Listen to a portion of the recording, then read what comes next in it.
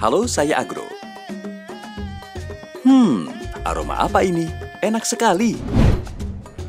Ya, ini aroma vanili. Siapa yang tidak kenal vanili? Aromanya yang khas, semua orang pasti bisa menebaknya. Populasi tanaman vanili banyak terdapat di dataran 800 meter di atas permukaan laut. Vanili sendiri sesungguhnya berasal dari Meksiko. Tanaman vanili masuk ke Indonesia pada 1819 sebagai salah satu tanaman koleksi Kebun Raya Bogor. Pada 1864, vanili mulai menyebar dari Sumatera hingga saat ini ke 25 provinsi di Indonesia. Pada tahun 1960, tanaman vanili mengalami perkembangan pesatnya di Pulau Jawa. Saat ini, vanili dari Indonesia yang terkenal tinggi kandungan vanilinnya menguasai 30 hingga 40% pasar vanili dunia. Vanili yang bernama latin Vanilla planifolia merupakan tanaman rambat yang berkerabat dengan anggrek dan termasuk dalam kelompok tanaman rempah-rempah. Batang vanili bersifat sukulen. Daun vanili bertekstur tebal, tersusun berselang-seling pada masing-masing ruas. Vanili hidup menempel pada tanaman lain. Karena itu, vanili memiliki dua jenis akar, yakni akar lekat dan akar pengambil hara. Tanaman vanili mulai berbunga setelah berumur sekitar 2 tahun. Sekitar 99% vanili di pasar dunia diperjualbelikan dalam bentuk utuh dan ekstrak. Saat ini banyak industri yang memanfaatkan keberadaan vanili. Vanilin sebagai senyawa organik yang terdapat pada polong dan kulit buah vanili banyak diekstrak bagi keperluan industri makanan dan minuman, kosmetik, wewangian, hingga kesehatan. Lalu seperti apa metode pembudidayaan vanili yang ideal? Nah, ini Vania. Dia akan membantu menjelaskan tentang bagaimana budidaya vanili. Tapi, nama kamu mengingatkan saya pada varietas unggul vanili Indonesia. Terima kasih, Agro. Iya, betul. Saat ini telah ada 2 varietas unggul vanili yang berproduksi tinggi, yaitu Vania 1 dan Vania 2.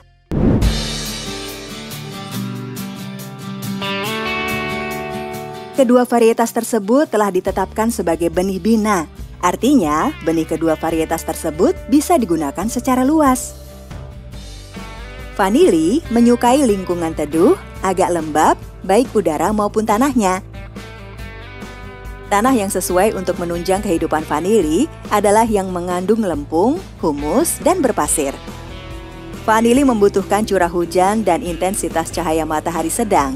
Pada fase pertumbuhan, membutuhkan cahaya 30 hingga 50%, sedangkan fase produktif, tanaman membutuhkan intensitas cahaya agak tinggi. Tanaman memerlukan setidaknya 55% cahaya matahari. Vanili dapat diperbanyak secara vegetatif dan generatif. Namun, umumnya vanili diperbanyak secara vegetatif dengan stek batang, baik stek panjang 5 hingga 7 ruas maupun stek pendek 1 ruas. Pastikan stek berasal dari tanaman induk yang sehat, subur, dan belum pernah berbunga.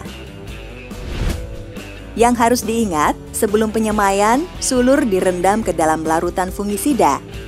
Tujuannya agar luka bekas sayatan pada stek mengering dan terhindar dari patogen penyakit. Persemaian benih vanili dapat dilakukan di bedengan atau di polybag. Persemaian di bedengan adalah dengan cara membuat bedengan berukuran lebar 100 cm, tinggi 25 cm, dan panjangnya menyesuaikan kebutuhan. Tambahkan pupuk kandang sapi dan pasir pada media semai. Untuk menjaga kelembaban, pasangi bedengan dengan sungkup plastik. Nah, jika persemaian menggunakan polybag, siapkan polybag berdiameter 15 cm yang diisi dengan media tanam yang terdiri atas tanah dan pupuk organik. Lalu, masukkan ke dalam rumah tanam dengan intensitas cahaya 30 hingga 50%. Selain penyiraman yang teratur dan pembersihan gulma, semprotkan juga persemaian 2 minggu sekali dengan pestisida nabati. Berikan pupuk daun setelah muncul 1 hingga 2 helai daun dan pasang bilah bambu untuk rambatan. Selang 3 hingga 4 bulan, saat stek sudah mencapai tinggi 20 hingga 25 cm dan sudah muncul 4 hingga 5 helai daun, maka stek sudah siap ditanam di kebun. Tanaman vanili memiliki perakaran dangkal. Oleh karena itu, pilihlah lahan yang subur, bebas genangan air, dan berdrainase baik. Pastikan lahan belum pernah terinfeksi penyakit. Olah tanah sampai kedalaman 30 cm.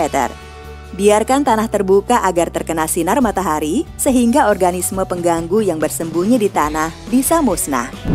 Buat saluran drainase dan guludan agar tanah tidak tergenang air namun tetap gembur. Dan jangan lupa, bersihkan lahan dari gulma. Saat lahan telah siap, maka waktunya menanam. Arah tanam perlu diperhatikan. Arah utara-selatan adalah pilihan terbaik agar kelak tanaman vanili mendapat sinar matahari cukup, namun tidak langsung terpapar terik matahari. Namun, jika sinar matahari belum mencapai 50%, berikan naungan pada benih vanili yang baru ditanam. Tanam pohon panjat atau tajar sesuai dengan jarak tanam vanili. Waktu penanaman sebaiknya pada awal musim hujan. Pekebun harus mengatur pertumbuhan penjalaran batang tanaman. Ketinggian penjalaran batang vanili yang ideal adalah 1,5 hingga 2 meter. Jika lebih dari itu, maka sulur dibelokkan dan dibiarkan menggantung hingga 15 cm dari tanah. Bila tidak dirambatkan lagi ke atas, dapat dipangkas pucuknya. Olesi bekas pangkasan dengan fungisida untuk mencegah serangan cendawan. Dalam pemeliharaan, pemupukan tentu saja tidak boleh ditinggalkan.